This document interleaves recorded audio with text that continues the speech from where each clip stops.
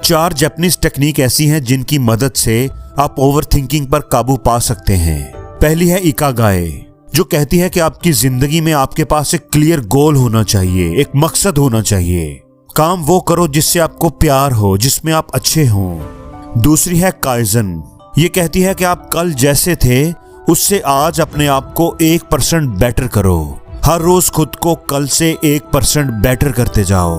तीसरी है सोशन, हमेशा नई चीजों को सीखने के लिए अपने दिमाग को खुला रखो, कुछ ना कुछ नया सीखने में लगे रहो, ये आपको ओवर थिंकिंग से बचाएगी। चौथी है हरा हाचिबू, आपको उतना ही खाना खाना चाहिए कि आपका पेट सिर्फ 80% ही भरे। कभी भी पेट भरकर खाना मत खाओ। जब आप पेट भरकर खाना खाते हो तो आपका दिमाग सुस्त हो जाता है और आपकी प्रोक्रास्टिनेशन करने की कैपेसिटी बढ़ जाती है।